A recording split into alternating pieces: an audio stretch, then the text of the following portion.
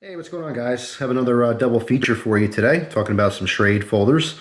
These are a couple of liner locks, and I have to say, I'm a little disappointed here. Actually, I'm a lot disappointed. These are the same knife. They just happen to be two different colors, okay? The black one is great. There's nothing wrong with it. I actually really like it. The orange one is an identical knife, but for some reason, it's just a lemon. Nothing but problems with this knife. And you know, this is just an example of an inconsistency in manufacturing. These are more affordable knives, okay? I'm not going to say cheap. I know a lot of people get upset or they're just bothered when I say cheap because I kind of interchange the word cheap. Cheap doesn't necessarily mean bad. It just means not expensive to me. But sometimes I improperly use that term and I'll say something's cheap and people think I'm referring to the quality. So I should really say more affordable as opposed to cheap. Yeah, these are sub $20 knives, okay? The black one, in and around 16 bucks, I think. And the orange one, a couple bucks more. Why? Simply because it's orange. There's no difference there in steel or anything like that. I really like the orange. That's why I got it. It's very, very cool. But I'm glad I got two, okay? Because this showed the inconsistency with these knives. Had I not got the orange one, I'd do a great review on this knife. Had I not got the black one, this would be a horrific review. But because I got both, I got a good idea of the inconsistencies here. You know, the possibility of it being a good knife and the fact that some people are going to get this knife and just be unhappy with it. So let's start this off with some of the specs. Let's get that out of the way for people who are curious. The black one here is the model SCH221BK, BK for black. The orange one is the SCH221OR for orange. So for all intent purposes, these are Schrade model 221s. The orange one I started using first, and I started having some issues, and I went, you know, is this because I'm using this knife for testing? Like, I don't just EDC knives. When I do reviews on them, I go out of my way to cut extra. Because to get a proper review out of a knife, I think you really have to carry it probably for 6 months at least. And I don't have the time to do that because I go through so many different knives. So I have to purposely cut some cardboard, I cut paper, sometimes plastic jugs, water bottles, all kinds of stuff. Cordage occasionally, it just depends. But I'll go out of my way to cut to see if there's hot spots, to see how that blade performs, all kinds of things. And with the orange one, I started having problems like right away. The first day, I had an issue with it. So I'm like, uh-oh. I put that aside, started using the black one a little bit, and the black one held up fine. I completely different knives, okay? They look the same, they're supposed to be the same, but this one was, you know, manufactured much better. So there's definitely an inconsistency here in the quality. Now, Schrade has an awesome policy. If you were to call up or send an email and say, hey, you know, I bought one of your knives, and I'm having problems with it, they're going to hook you up. They're going to get you a new one. But that's not the point, okay? It's great, a great follow-up. As a company, it's very good to make sure your customer's happy. But, you know, the point here is that you shouldn't have to do that. You know, when you open this brand new, you just bought yourself a brand new product, you should take it out of the box. There shouldn't be anything wrong with it. Because it's more affordable, it may not compete with your more expensive knives, but it shouldn't have problems. You know what I mean?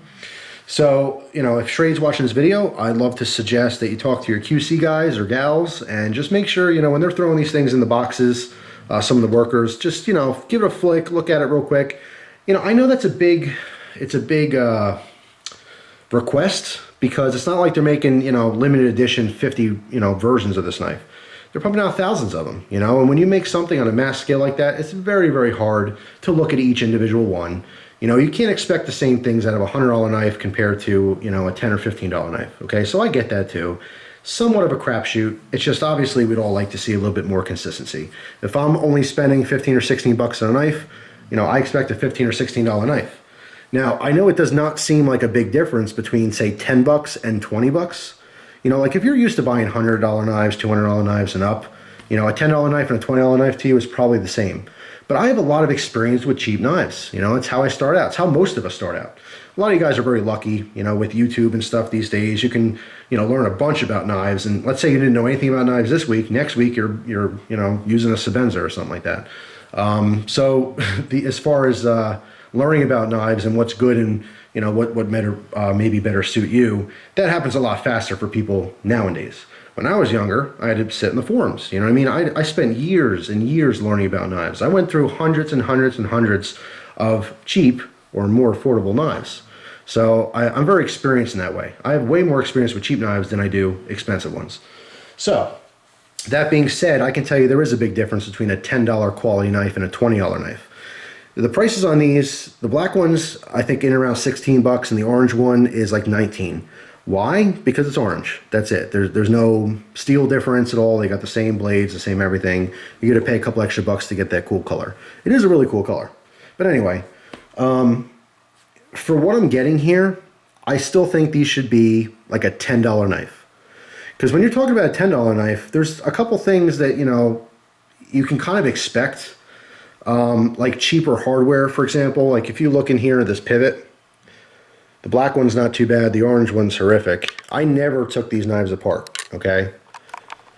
Now, if you look at that pivot screw, I'm going to zoom my camera in a little bit here, you can see that that is pretty chewed up, okay? That is from the manufacturing process. That is not from me taking the knife apart. But it looked like I owned it for 5 years, and I took it apart 20 times already.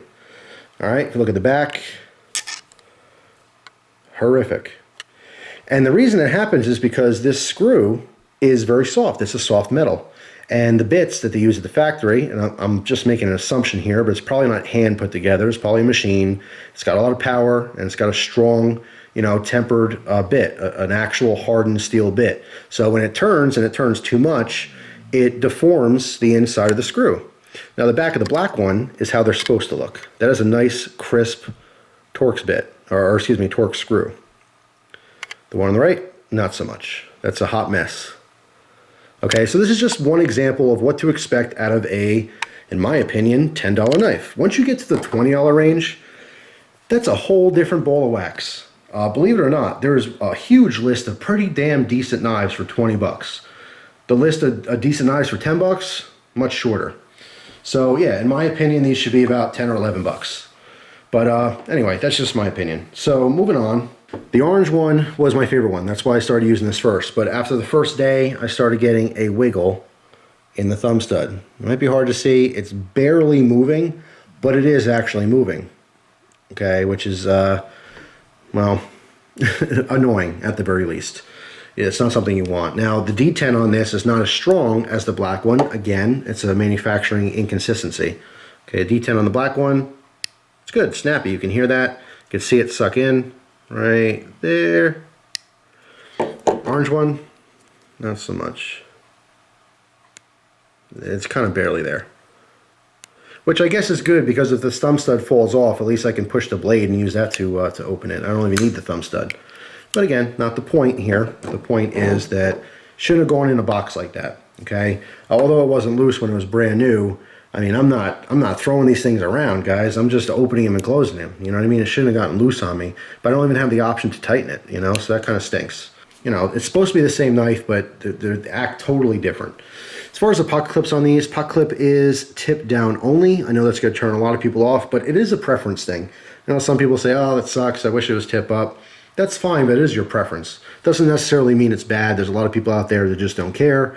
Personally, I prefer a tip up knife, but you know, if it's tipped down like this, I just adjust how I take the knife out of my pocket. If it's tip up, okay, I'll do an overhand draw. I have a whole video series on this. Okay, tip up, I'll dip in the pocket like this, and then I'm fine. I can open my knife, right? If it's tipped down, instead of doing an overhand grab, I'll just come straight down and pull the knife straight back up, and I'm in the same position to open it. So, you know, it's just, I don't know, it's preference, not a big deal.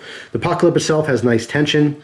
This is not a secretive knife in any way. If you guys like those super deep carry clips that are nice and Parkerized black and, you know, subtle and stuff, this is not this one. Nice and shiny, about that much is sticking out of your pocket. So the pro is that it's easy to grab. The con, obviously, is everyone's gonna know you have a knife in your pocket. But here's my theory on that.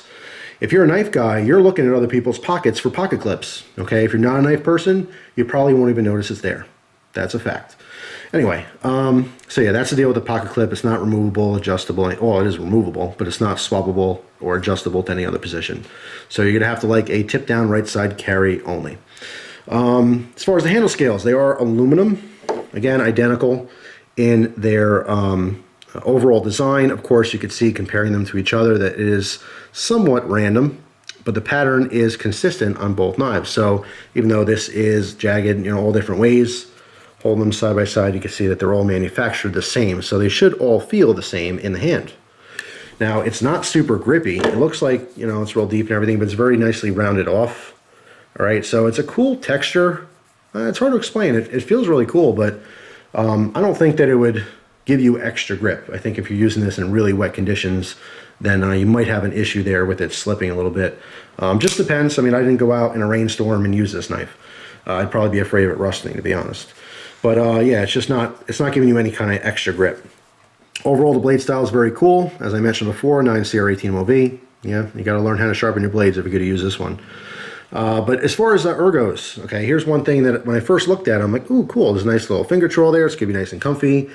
And why doesn't that feel right? Well, I'll tell you why. Because there's a deep cut on the front scale, but not on the back scale. Okay, so it looks like it's going to be nice and cozy. However, it's not. You feel basically less of a finger troll. Not a huge deal. The pro here is that you have a lot of that liner lock to grab onto. Okay, it's very exposed. So again, the pro is this is super easy once you use it, make your cut or whatever, to come in and grab that liner lock. It's very exposed in the front, very easy to get. Some other model knives from all different companies. I mean, there's obviously a million different types of liner locks and how they're designed. Some are harder to get to, whatever, but more comfortable. In this case, it's a little less comfortable. If you really grip down, and sometimes when I do testing, that's what I'll purposely hold this thing like I mean it, you know? And really rip through some cardboard. I found that it's just get a little uncomfortable in the trigger finger. Not a big deal. I would say most of you using this knife, you probably won't even grip the knife that hard anyway. Just something to note. Finger troll in the front, but realistically, you're not getting a finger troll here because the back is not quite as curved. Make sense? Okay. What else can I say about this knife? You can see by design here, the base of the blade is acting almost like an extended tang. And so like if you were using this for a defensive purpose, you can strike with this. I don't know if this is purposeful or accidental, just in design. But as far as like defense issues or defensive techniques, this is kind of beneficial having this point sticking out like that, okay? Force multiplier, as some people say. But honestly, not very important for the average user, and specifically for utility purpose, it absolutely means nothing. So what else can I say about these knives? It's inconsistent, you know? I think they should cost 10 bucks. I really, really like the black one. I think if they were all identical to the black one, the $16 to $19 price range, it'd be worth it. But again, you know, just for a couple bucks more, there's a lot of options out there. So it's hard to recommend these. I probably wouldn't recommend this knife specifically if you're going to be using it every day. You know, if you're younger or even if you're older and you just don't want to spend a whole bunch, but you want to kind of build up your collection with a couple interesting designs, you know, it's a cool one to throw in the collection. But I don't think it has anything extra special to offer.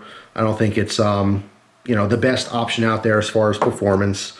It's really unfortunate too, because this orange one I think just looks really cool. I just really like the design, and the utilitarian purpose of this design overall would be good if, you know, if it was more consistent with the quality. So those are my opinions on the 221s from Schrade. I thank you very much for your time, as always, and I hope you guys have an awesome day. I'll see you soon. Take care.